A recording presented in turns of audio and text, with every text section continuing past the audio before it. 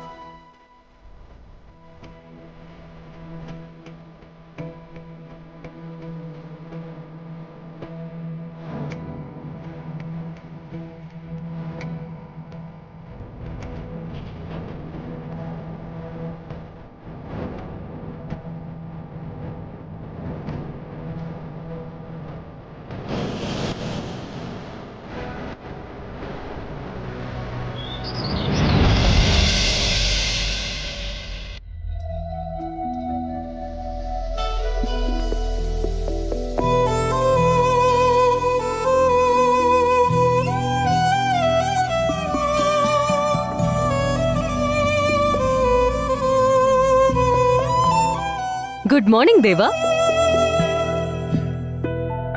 Hello mister, ನಿಂಗೆ good morning ಹೇಳಿದ್ದು. Good morning ಅಖಿಲ. ಕಾಫಿ ತಗೋ. ರಾತ್ರಿಯಿಂದ ಹೀಗೆ ಕೂತ್ಕೊಂಡು ಯೋಚನೆ ಮಾಡ್ತಿದ್ಯಾ ಅಲ್ವಾ ದೇವಾಂಶ್? ನಿದ್ದೆ ಬರ್ಲಿಲ್ಲ ಅಖಿಲ. ಅದು ನಿಜಾನೇ, ಯೋಚನೆ ಜಾಸ್ತಿ ಆದ್ರೆ ನಿದ್ದೆ ಹೇಗ್ ಬರುತ್ತೆ ಹೇಳು? ಸರಿ ಬಿಡು, ನಾನ್ ಡೆಲ್ಲಿಗೆ ಹೊರಡ್ತಾ ಇದ್ದೀನಿ. ಹೌದಾ? ಯಾವಾಗ? ಅಂದ್ರೆ ಕೇಸ್ ವಾಚೋದಕ್ ಬಂದಿದ್ದೆ. ಕೆಲ್ಸ ಆದ್ಮೇಲೆ ಹೋಗ್ಲೇಬೇಕಲ್ವಾ?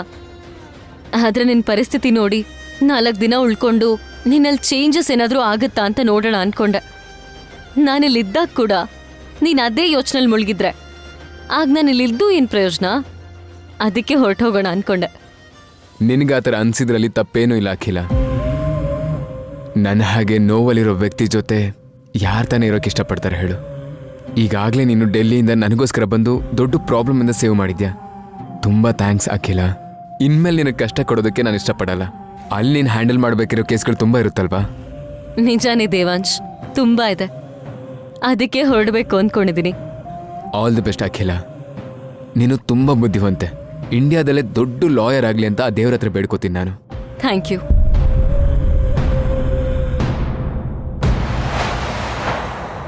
ಅಖಿಲ,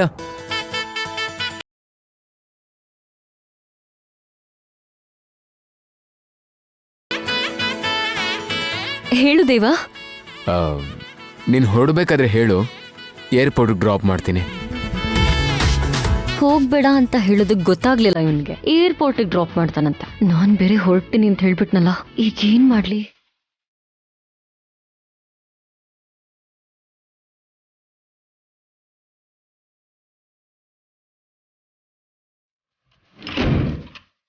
ಏನಂದ ಅವನು?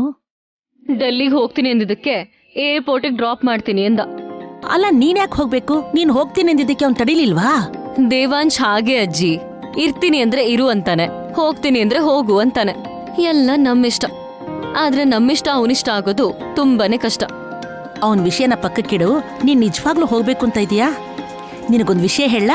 ನನ್ ಮೊಮ್ಮಗಳು ಹೋದ್ಮೇಲೆ ಮನೆಯೆಲ್ಲ ನಿಶಬ್ದ ಆಗಿತ್ತು. ಮತ್ತೆ ನೀನ್ ಬಂದ್ಮೇಲೆನೆ ಮನೆಗೊಂದು ಕಳೆ ಬಂತು. ಒಂದ್ ಮಾತಲ್ಲಿ ಹೇಳ್ಬೇಕು ಅಂದ್ರೆ ವೈದೇಹಿ ಕೊರತೆನ ನೀನ್ ತುಂಬದೆ. ಆದ್ರೆ ನಮ್ ವಿಷಯದಲ್ಲಿ ಮಾತ್ರ ಅವನಿಗೂ ಕೂಡ ನಮ್ ಥರನೇ ಆಗ್ಲಿ ಅನ್ನೋ ಚಿಕ್ಕ ಆಸೆ ಅಷ್ಟೇ. ನಾನು ಅದಕ್ಕೇನೆ ಇರೋದು. ದೇವಾಂಶ್ ಬೇಡ ಅಂದ್ರೆ ಏನು, ಮನೇಲಿ ಯಾರಾದ್ರೂ ಒಬ್ರು ಬೇಡ ಅಂದ್ರು ಹೋಗ್ಬಾರ್ದು ಅಂತ ಡಿಸೈಡ್ ಮಾಡಿದೀನಿ. ಹಾಗಾಗಿ ನೀನ್ ಹೋಗೋ ಹಾಗಿಲ್ಲಮ್ಮ. ಏನತ್ತೆ? ಅಖಿಲ್ ನೋಡು, ಹೋಗ್ತೀನಿ ಅಂತಿದ್ದಾಳೆ. ಹೊರಟೋಗ್ತ್ಯಾ? ಯಾಕಮ್ಮ? 4 ದಿನ ಇದ್ದು ಹೋಗ್ತೀಯಾ ಅನ್ಕೊಂಡಿದ್ದೆ. 4 ದಿನ ಯಾಕೆ? ಪರ್ಮನೆಂಟ್ ಆಗಿ ಇಲ್ಲೇ ಇದ್ಬಿಡ್ಲಿ. ಯಾಕೆ ಡೆಲ್ಲಿಲಿ ಮಾತ್ರ ಕೋರ್ಟ್ ಕಚೇರಿ ಇರೋದಾ? ಇಲ್ಲಿಲ್ವಾ? ಹೌದಮ್ಮ, ನೀನ್ ಯಾಕೆ ಅಷ್ಟು ದೂರ ಹೋದೆ? ಆ ಪ್ರಾಕ್ಟೀಸ್ ನೇನು ಇಲ್ಲೇ ಮಾಡ್ಕೋಬೋದಿತ್ತಲ್ವಾ? ಆಗಿಲ್ಲಿ ಲೈಫೇ ಇಲ್ಲ ಅಂತ ಅನ್ಸ.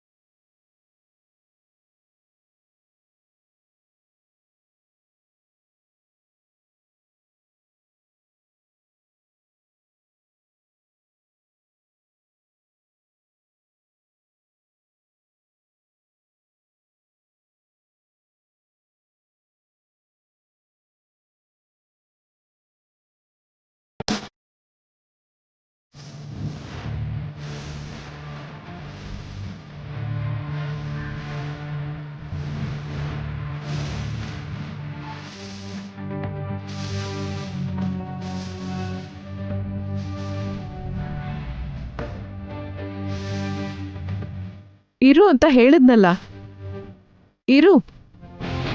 ಅದೇ ನಿನ್ ಕೆರಿಯರ್ ಚೆನ್ನಾಗಿರುತ್ತೆ ಅಂತ ಹೇಳಿದ್ಯಲ್ಲ. ನನಗಂತೂ ದೇವಾಂಶ ನಿನ್ ಕೆರಿಯರ್ ಅಂತ ಚೆನ್ನಾಗಿ ಅರ್ಥ ಆಗ್ತದೆ.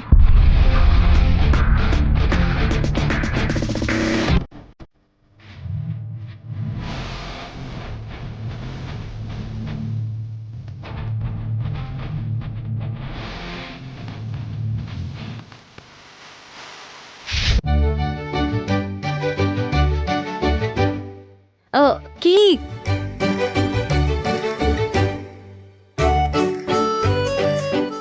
ತಗೋ. ಈ ಕೀ ತಗೋ ದೇವಾ.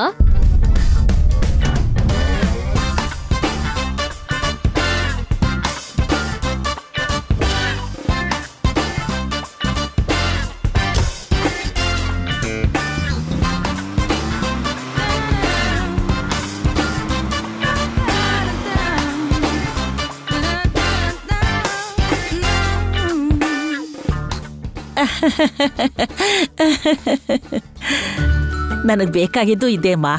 ಅವನ ಅಗತ್ಯ ನೀ ತಿಳ್ಕೊಳ್ಳೋದು, ನಿನ್ನ ಮಾತನ್ನ ಅವನು ಕೇಳೋದು.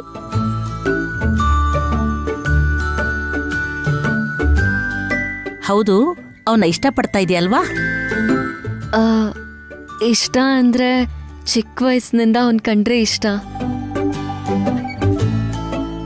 ಆ ಇಷ್ಟ ಅಲ್ಲ.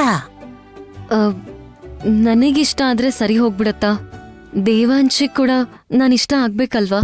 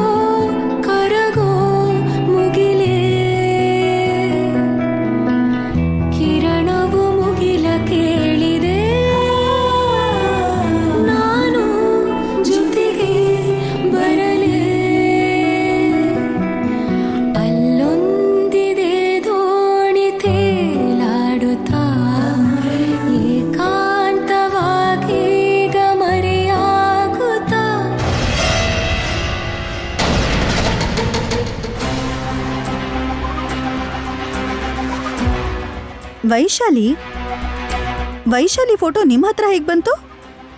ವೈಶಾಲಿ ನಿಮಗೆ ಗೊತ್ತಾ? ಇವಾಗ ವೈಶಾಲಿ ಎಲ್ಲಿದ್ದಾಳೆ? ಸ್ವಲ್ಪ ಹೊತ್ತಲ್ಲೇ ಗಲ್ಲಿಗೇರಿಸ್ತಾರೆ ಅವಳನ್ನ. ಏನ್ ಹೇಳ್ತಾ ಇದ್ದೀರಾ ನೀವು? ವೈಶಾಲಿ ಗಲ್ ಶಿಕ್ಷೆ ಅಂದ್ರೆ ಏನರ್ಥ? ವೈಶಾಲಿ ತುಂಬಾ ಚೆನ್ನಾಗಿ ಗೊತ್ತಿರೋ ಹಾಗೆ ಮಾತಾಡ್ತಾ ಇದ್ದೀರಾ. ಮ್ಯಾಟ್ರ್ ಏನು ಅಂತ ನಿಮಗೆ ಗೊತ್ತಿಲ್ವಾ? ಅವಳು ತನ್ನ ಗಂಡನ್ನ ದಾರುಣವಾಗಿ ಕೊಂದು ಹಾಕಿ ತಪ್ಪಿಗೆ ಗಲ್ ಶಿಕ್ಷೆ ಕೊಟ್ಟಿದ್ದಾರೆ. ವೈಶಾಲಿ ಕೊಲೆ ಮಾಡೋದಂದ್ರೆ ಏನು ಸರ್? ಅಲ್ಲಿ ನಡೆದಿದ್ದ ಗಲಾಟೆನೇ ಬೇರೆ, ಅವಳ ಗಂಡ ಸತ್ತಿದ ರೀತಿನೇ ಬೇರೆ, ಗೊತ್ತಾ? ಹಾಗಂತ ನಿಮ್ಮ ಹತ್ರ ಹೇಳಿದ್ಲಾ? ಅವಳಿಗೆ ಆಗಿಲ್ದೇ ಇರೋದನ್ನ ಆಗಿದೆ ಅಂತ ಹೇಳೋದು, ಆಗಿರೋದನ್ನ ಆಗಿಲ್ಲ ಅಂತ ಹೇಳೋದಕ್ಕೆ ತುಂಬಾ ಚೆನ್ನಾಗಿ ಗೊತ್ತು. ಅಷ್ಟಕ್ಕೂ ನೀವ್ಯಾರು? ವೈಶಾಲಿ ಬಗ್ಗೆ ನಿಮಗೆ ಏನ್ ಗೊತ್ತು ಅಂತ ಹೀಗೆ ಮಾತಾಡ್ತಿದ್ದೀರಾ? ಏನ್ ಗೊತ್ತಾ? ವೈಶಾಲಿಂದಾಗಿ ನಾನು ಪಟ್ಟಂತ ಕಷ್ಟ ಅಷ್ಟಿಷ್ಟಲ್ಲ. ಈ ಫೋಟೋದಲ್ಲಿರೋದು ವೈಶಾಲಿ ಅಂತ ಅನ್ಕೋತಾ ಇದ್ದೀರಲ್ವಾ?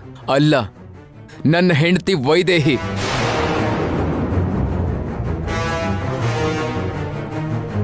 ನನ್ನ ಹೆಂಡತಿ ವೈದೇಹಿ ಮೊನ್ನೆನೆ ಪ್ರಾಣ ಬಿಟ್ಲು.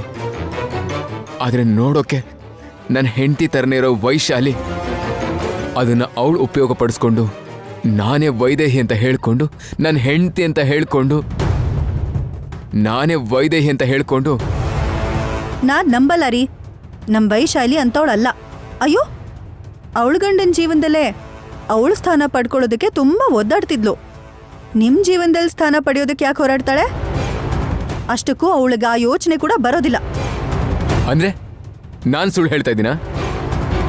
ನಮ್ ಕೇಸ್ ಕೋರ್ಟ್ವರೆಗೂ ಹೋಗಿ ಅವಳು ವೈದೇಹಿ ಅಲ್ಲ ವೈಶಾಲಿ ಅಂತ ಪ್ರೂವ್ ಆಗಿ ತನ್ನ ಗಂಡನ್ನ ಕೊಲೆ ಮಾಡಿರೋ ತಪ್ಪಿಗೆ ಗಲ್ ಶಿಕ್ಷೆ ಕೂಡ ಆಗಿದೆ.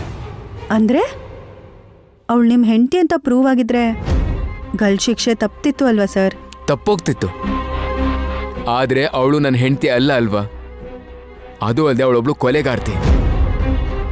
ಅದು ಕೂಡ ಗಂಡನಿಗೋಸ್ಕರ ಪ್ರಾಣನೇ ಬಿಡೋ ಹೆಂಡ್ತಿರಿರೋ ಈ ಕಾಲದಲ್ಲಿ ಗಂಡನ ಜೀವನೇ ತೆಗ್ದಿದ್ದಾಳೆ ಅಂತ ಹೇಳಿದ್ರೆ ಅಂತ ಕೊಲೆಗಾರ್ತಿಗೆ ಗಲ್ಲು ಶಿಕ್ಷೆ ಕೂಡ ಕಡಿಮೆನೆ.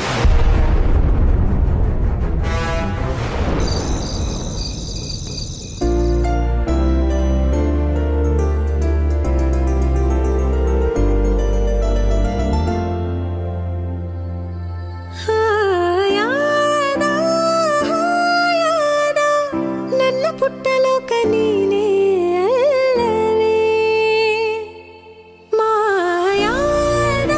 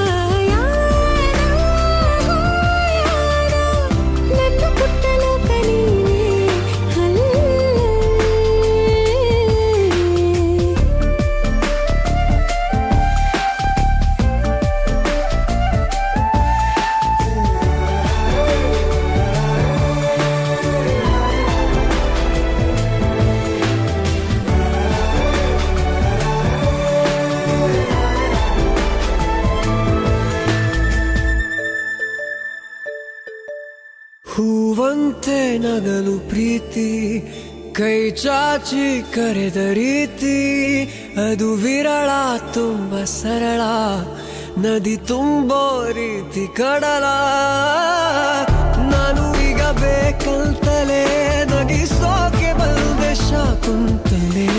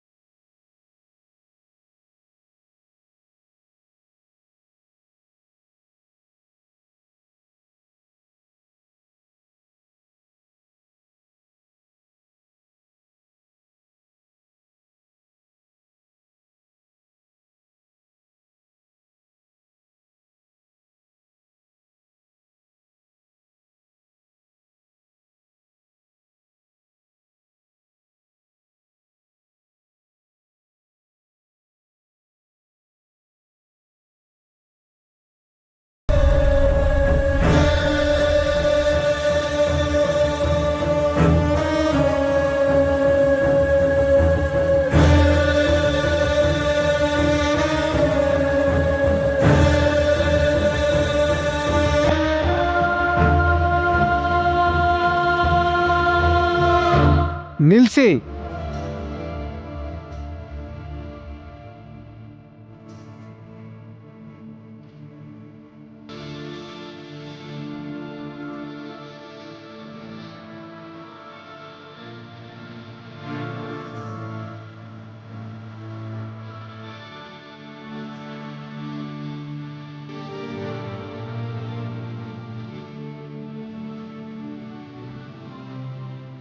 ನಿನ್ನ ಗಲ್ಸಿಕೆ ರದ್ದಾಗಿದೆಯಮ್ಮ.